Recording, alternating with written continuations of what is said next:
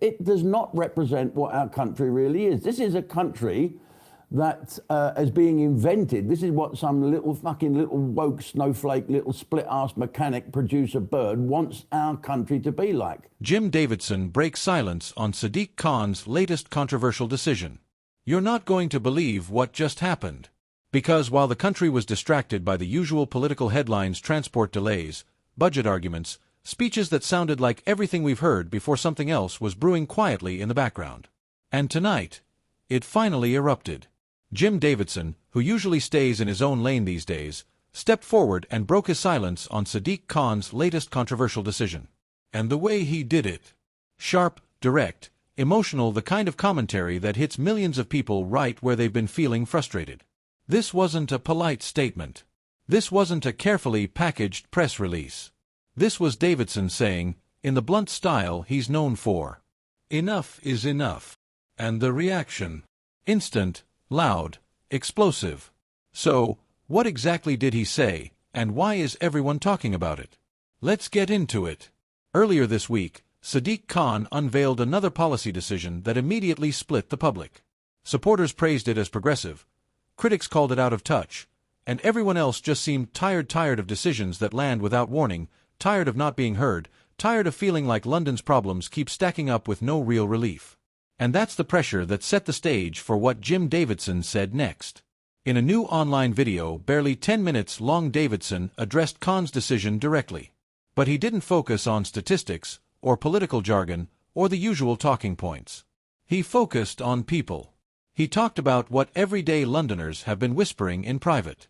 The rising costs, the feeling of being pushed aside, the sense that the city they grew up in is becoming harder to recognize.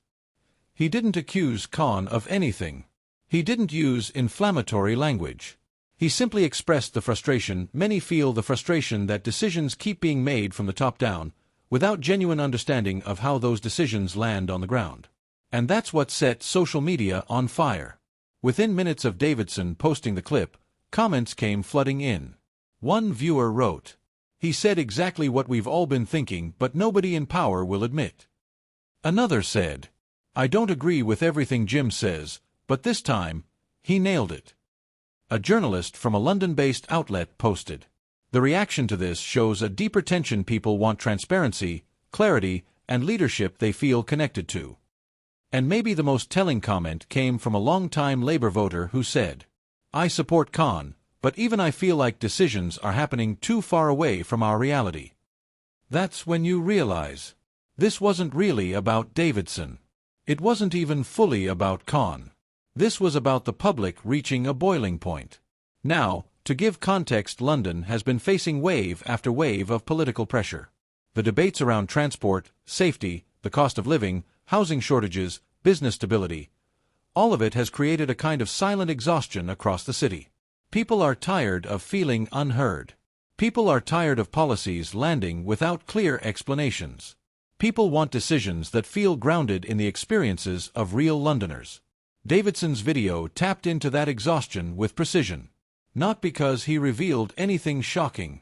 Not because he made bold claims. But because he voiced something that thousands of people across the city have been carrying silently. A desire for leadership that feels human, reachable, and genuinely connected. Behind the scenes, political insiders picked up on the public's reaction immediately. One London Assembly staffer, speaking anonymously, told a digital news platform, "This isn't about Jim Davidson. This is about public sentiment. People are more tense than politicians realize." Another strategist, who often analyses public mood, said, "If a short video can spark this level of discussion, imagine what the next election cycle is going to look like." Even some broadcasters joined in, noting that Davidson's comments highlight the gap between political decisions and public patience. And that's exactly why this moment matters. Davidson didn't start a political war. He didn't expose a scandal. He simply voiced concerns in a way the public connected with, and the reaction shows just how ready people are for leaders who communicate openly and directly. Meanwhile, Sadiq Khan has not responded to Davidson's remarks, at least not directly. His team has remained focused on explaining the policy itself, sticking to official statements and public briefings. Some believe that's the right move. Stay professional, Stay calm, avoid feeding the fire. Others argue that silence leaves space for the public to fill in their own interpretations, and that can be dangerous for any leader. Either way, the noise isn't dying down. And the longer it brews, the bigger the conversation becomes. So here's where this lands. Jim Davidson didn't drop accusations. He didn't reveal a hidden scandal. He just tapped into the pulse of a tired public. A public that wants leadership with clarity. A public that wants decisions explained, not announced. A public that wants their lived reality respected, not assumed. This moment isn't the end of anything. It might actually be the beginning.